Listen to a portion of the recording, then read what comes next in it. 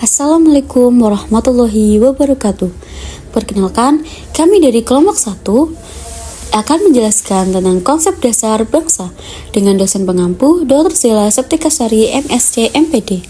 Anggota kelompok yaitu sebagai berikut. Daftar isi materi. Yang pertama, pengetahuan antarbangsa digunakan dalam bidang studi yang disebut pendidikan komparatif. Yang kedua, perbedaan dan persamaan konsep dasar bangsa dalam pendidikan komparatif di berbagai negara. Yang ketiga, peran pendidikan komparatif dalam memahami dan mengembangkan konsep dasar bangsa di era globalisasi. Yang keempat, studi kasus mengenai konsep dasar bangsa. Yang kelima yaitu kesimpulan. Bagaimana pengetahuan antarbangsa digunakan dalam bidang studi yang disebut pendidikan komparatif. Yang pertama, pengetahuan antarbangsa digunakan dalam bidang studi yang disebut pendidikan komparatif. Pendidikan komparatif dalam melakukan studi antarbangsa, khususnya yang menyangkut sistem pendidikan beserta kaitannya dengan aspek-aspek kehidupan lain suatu bangsa adalah dengan membandingkan satu sama lain.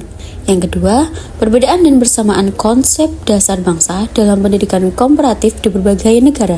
Yang pertama, perbedaan muncul karena latar belakang sejarah, sosial, ekonomi, dan geografis yang berbeda antar bangsa. Misalnya, di beberapa negara faktor sejarah menjadi dasar utama membentuk sistem pendidikan, sementara di negara lain faktor sosial lebih dominan. Yang kedua, perbedaan konsep dasar bangsa dalam pendidikan komparatif.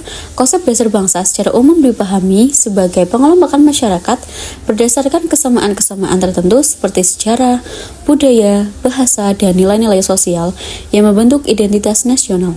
Yang ketiga, peran pendidikan komparatif dalam memahami dan mengembangkan konsep dasar bangsa di era globalisasi.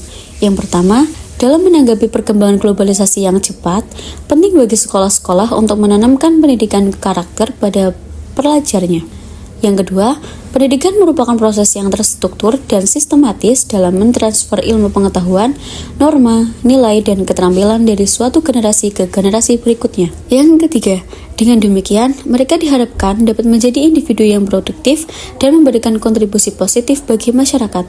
Di sisi lain, karakter menggambarkan kepribadian seseorang yang terbentuk melalui penerapan akhlak, watak, dan tabiat, serta dari berbagai nilai kebaikan yang dijadikan landasan dalam berpikir, bersikap, bertindak, dan memandang kehidupan. Yang keempat, studi kasus mengenai konsep dasar bangsa. Kelompok 1 mengambil studi kasus perbandingan antara negara Finlandia dan Indonesia. Di Finlandia memiliki sistem pendidikan yang dikenal karena fokusnya pada kebebasan guru untuk berinovasi dan memberikan pendidikan yang berpusat pada siswa. Di Indonesia sedang berupaya meningkatkan fleksibilitas dan relevansi pendidikan melalui kurikulum merdeka dengan tujuan menciptakan pembelajaran yang lebih relevan dengan kebutuhan siswa. Perbandingan studi ini menunjukkan bagaimana konsep bangsa mempengaruhi cara pendidikan dirancang dan dilaksanakan di kedua negara, serta bagaimana kedua negara menanggapi tantangan global dalam pendidikan. Yang terakhir yaitu kesimpulan. Konsep bangsa adalah pengelompokan masyarakat berdasarkan kesamaan. Pendidikan komparatif membandingkan sistem pendidikan antar bangsa dan kaitannya dengan aspek kehidupan lain. Persamaan konsep bangsa dalam studi komparatif adalah kesamaan dasar pengelompokan atau sejarah dan budaya. Sementara perbedaan muncul karena latar belakang yang beragam.